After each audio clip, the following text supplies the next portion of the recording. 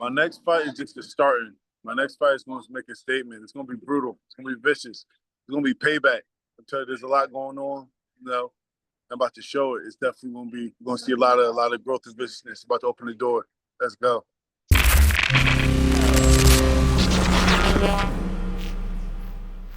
What's up, fight fans? Chris here, Combat Loop MMA. We have another chiseled veteran, a guy that fought in Glory, a guy that fought in UFC, a guy that just made his debut in BKFC 82, Karl, Baby K Roberson. What's up, dude? Hey, what's up, man? How you doing? Man, I am living it up. I actually am a huge fan of yours. I'm a huge UFC MMA fan, and I am an even bigger BKFC fan now that I got to see you. You gained a lot of fans, even with the loss, man. We all kind of were sitting there like, this dude's awesome. We like watching him fight. So congratulations on gaining so many fans. Man, appreciate you. Appreciate you. Thank you. Yeah, man. Well, the first thing I'd like to start off and ask you is, how did you get into the fight game in just general, man? You got so many chiseled veteran stuff out there. Like, how did you get fighting? Man, it's been a while. So, you know, street kid, just got into fighting, a lot of amateur fights, and then took my pro debut against Jerome Lebanner in France. And that was his retirement fight. From there, it just kicked off everything. I just kind of went crazy. From there, went to Glory. From Glory, went to UFC. So I've just been, you know, hopping around the top leagues for a while. What would you say your first art is? Like, for some people, like mine is wrestling. I kind of got Taekwondo. So I kind of say Taekwondo is my first base, but then my wrestling's my love, jiu-jitsu. What was your first one? I mean, I street fought before I did anything. So I was fighting in the streets before, and then getting into Taekwondo. And then, you know, everybody has a background story, like an origin story. You know the street fight story. I think that every fighter has a street fight story. But then I went into amateur boxing and did a little bit of boxing, and then went to kickboxing. So awesome. Like boxing, kickboxing, they kind of 50-50 because I kind of learned them at the same time.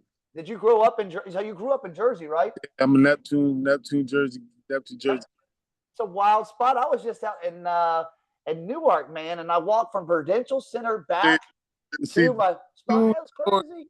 Neptune and Newark are two totally different things. Like, Newark is crazy. Yeah, I was walking back. I grew up in Cincinnati, so I was walking back. I'm like, bro, I grew up anywhere.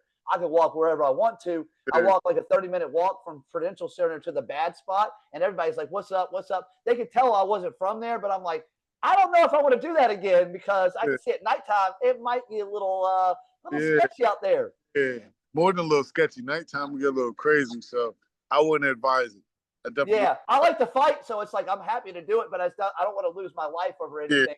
Yeah, they're not going to fight you. Once you do something that's a little bit too technique-ish, it's like, he knows something. Yeah, it doesn't usually work out my way. Now, tell me this. So you've got on all this stuff. Now you're getting into BKFC. How was your first experience in BKFC? It was crazy. It made me kind of fall in love with it. It sunk its teeth into me. It was a lot of learning. It's a whole different type of fight. Like, it's natural. It's pure. Like, just the mindset, the tenacity, the decisions you make before and while you're in there, it's just pure. Like, it's pure fighting.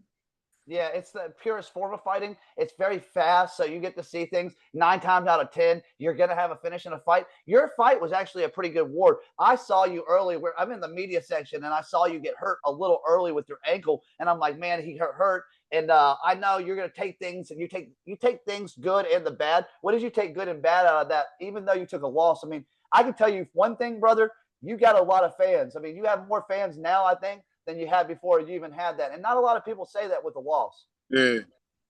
The good things you take from it is like what you're capable of, like pain threshold, what you learn. Like, okay, if I'm hurt again, how do I adjust? It's just certain things you learn on the fly. You just download when you're in the fight game. It just comes with ring time. Yeah. What would you say the big difference is between like walking from Glory into a ring, walking from UFC into the ring, and now this bad motherfucker BKFC walking into a ring? Yeah, it's tight. It's tight in there, and it's like everything is like increments, like how you throw a punch, how you move, how close you are, because the range is completely different. Because, you know, MMA, you got the kick range, wrestling range, all them different ranges. This is strictly boxing, but even tighter because there's no pads. So it's wicked. I love it. Yeah, you got to hit the right spots because there's certain spots in your head that will break your hand. So you're always trying to be. See, people look for like, hey, I'm going to knock this guy out. It's like, yeah, you can try to knock him out, but if you miss the shot, you're Yeah, breaking your hand. So you don't want to hit certain places in the hand. What's yeah. been the biggest adjustment with not using gloves for you? Not really an adjustment. When I trained, like I started in Glory kickboxing and everything, and my coach was a Kyokushin. At the time, was a Kyokushin karate guy, so I always kind of trained like bare knuckle, not really wrapping my hands like that. So it wasn't really adjustment. It was just like understanding like where to swing and what not to hit. Yeah, are you hardening your hands up at all? Do you Yeah, start hardening? Yeah, yeah, that's a big thing that they said. Some people actually say the MMA gloves and like MMA hurts your hands worse than the bare knuckles. yeah. I've heard that a tremendous amount. Now you're looking to get back in there. I mean, how long are you looking before you start looking for your next fight? Are you looking to get in there pretty soon? Do you need I'm any recovery time? probably February, April cards. You know, I know they're going out to Philly for I think it's Knucklemania. I'm definitely interested Ooh, on that card. And I think they're going out of Hawaii maybe. And I'm yeah. excited to go out there and get some new fan base out there. I'm down to travel and throw some numbers. So I'm excited for anything. I'm gonna just see where the cards fall. I kind of want to give the fans a message, man, because we didn't really get to see the full Baby K potential. Do you have a message for the fans that didn't get to see it, that know that there is a dog inside you, and we want to see that dog come out?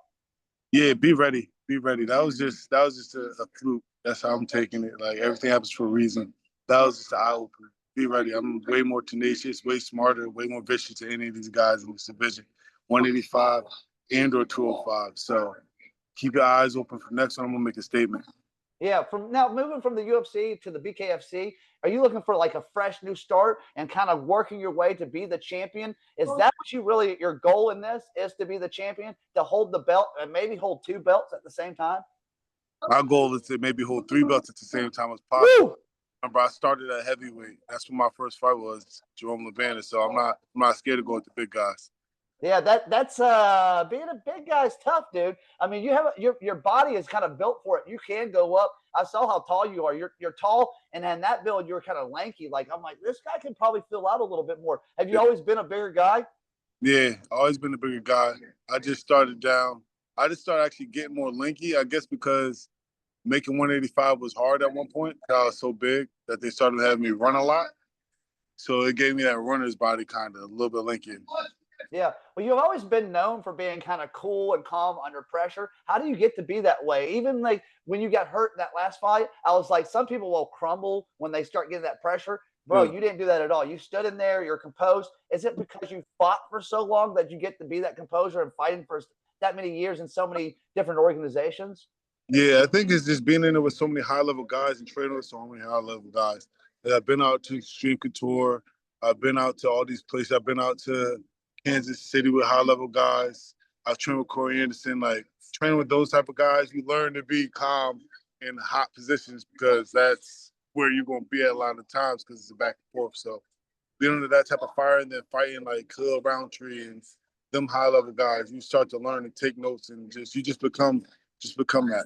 Yeah, I mean, dude, Khalil, if you were in there with him, it's not just his hands. You got to watch out for that roundhouse. It has a massive roundhouse. And if you miss it, even it hurts on your hands. Like when you get in there with those high level guys and they're throwing big kicks, bro, just when they block them, they hurt. Even when I throw big kicks and stuff, I mean, I know how bad it hurts people's arms. So getting in there and getting the pressure with those top level guys, I guarantee has made you an animal. Well, man, I know you want to get back out there. Is there anybody in particular that you're looking? I know you always want the rematch, but is there anybody in particular that you look out there? I don't know if you have beef with anybody. Is there anybody that you want to challenge yourself against? Now, right now, I'm gonna just see what the cards full, see who they can give me, see who's around at the time, who's available to fight. So I say Awesome. I'm probably gonna go stay at 205 for right now, get my feet in there, get the belt there first, and then either go heavyweight or go 185. Hey, you got big dreams, dude. That's aspirations, and you have to have those aspirations if you're going to be great. If you're going to be great, you better have aspirations. Now, I'm going to give you time. This is actually my favorite part for you, dude, to get back to sponsorships, to get back to family, to get back to coaches, anybody that has helped you get to where you're at today. Yeah, I want to give a shout out to my gym, Dante Rivera, BJJ. I'm out here now with the guys. Shout out to my coach, Handel, James.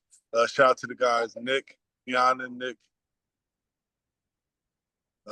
Who else? Jerry, Eric, my girl, Shanae. You know, the whole team, Garden State Therapy for helping me out recovering everything, Apollo Nutrition for making sure I'm fueled the right way. You know, just shout out to everybody who helped me when I needed it. Hey, man, that's always great. I love hearing you get back to the people that got you there. Now, it's actually the fans' favorite part. It's not always my favorite part, man. We call this contender versus pretender. One day I would like to line up with you. You're the real contender, and I'm a pretender. I would like to see and get a little sparring with you to see how fast you are. I don't really like the idea of how long you are. I think I got to get real close to you. Yeah. I won't wrestle with you too much. I like the bang too. So I want to see them hands, dude. Calm down anytime. Yeah, you know, the crazy part is every single person I ever talked to that asked the BKFC has been like, fuck yeah, dude, let's go. And every single one. There's some fighters in MMA, they're like, I don't know, you know, like, I don't know. You guys are like, hell yeah, let's get it, dude.